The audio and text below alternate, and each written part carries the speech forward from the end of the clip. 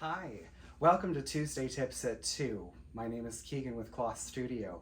I've been getting a lot of requests on how to perfectly cut bias binding strips in a basic way. So this week we're going to be focusing on cutting bias binding strips that are not continuous. Next week, I'm going to show you exactly how to do continuous bias strips, meaning that we'll sew them together and then cut in the round. What we're going to do to go ahead and start this basic bias binding, I'm working with a 1/2 yard of material currently, which is a pretty standard measurement for bias binding. It also, for this particular method, happens to be one of the easiest measurements of fabric to work with. I'm going to go ahead and clean cut my selvages off because I don't want those included in my binding.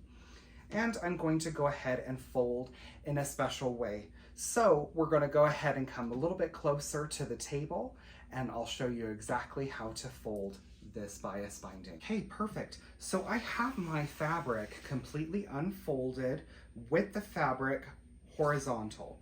I want to make sure that I have my left and right ends available to me. And I'm going to take my bottom right hand edge and move it so that it kisses evenly across the top of the material. I'm going to make sure that that's smooth and that it's still exactly kissing the top of the material. I'm then going to take my top left and I'm going to slowly bring that down until it kisses, just like that. And I'm going to adjust it so that there's no bubbles or anything, but that it still kisses right there in the center. You might have to work with it just a little bit on both of the layers in order to make sure that this works. But once you have it looking like this, we're going to go ahead and pivot the full material. What this fold has done is it's actually given us the ability to be able to cut extremely long but biased strips.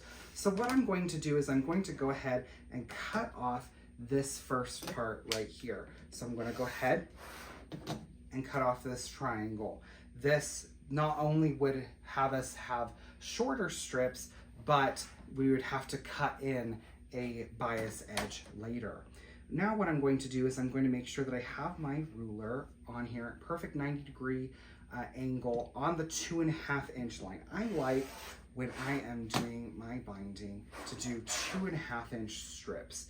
It gives a really nice, solid, finished look to all of my quilts. So now all I'm doing is making sure that I'm perpendicular to the top line and cutting 2.5 inches. Might just have to scooch this up just a little bit in order to capture all of that length right there. Once you get to the center, make sure that when you do adjust, that you do it nicely. I have a nice bias strips right here ready for us to piece together.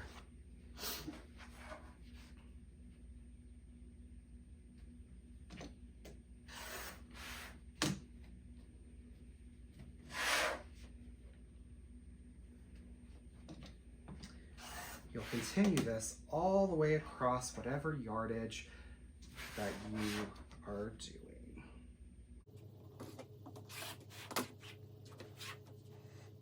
Make sure that before you start with this fabric that it's nice and starched. Material Magic is really great to help stabilize that bias on each of those strips.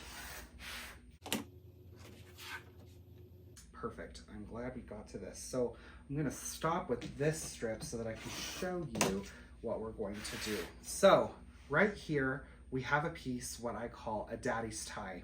So it's not exactly a perfect bias edge right here. Now you can see that they're stretchy across the total grain of the strip, which is great. But we need this this 45-degree angle right here in order for us to be able to sew it to the rest of the strips. So I'm going to go ahead and move this to the side. I'm going to line up a 45-degree line of my ruler across the bottom and cut that in, okay? Now, that way I have perfect 45-degree edges on both edges, and then this way I can just throw away the excess daddy tie. When I'm putting these together, what you want to make sure is that when you're putting them right sides together, that you have the ability to offset. So it should look like this kind of picture frame moment, so that when it opens up, it becomes a straight bias joined strip.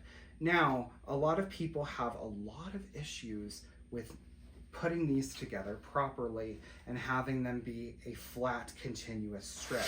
My recommendation would be to take a smaller ruler than this, but what you want to make sure is that your 1/4 inch line is going directly through that bullseye. So there's a little divot right here when we're joining each of the strips. The distance between the edge of the material and that divot should be 1/4 inch. Mine was a little bit too big as I was looking right there. And so we would just shift, and then we can pin right there where it would be 1/4 inch exactly, which is right there. I hope that this tutorial was educational and informative for you. We'll see you next week on Tuesday at 2 in order to learn how to cut continuous bias strips that are already pre-sewn together, so you won't have to deal with this part right here. Until next week at 2, thank you so much. Have a great day.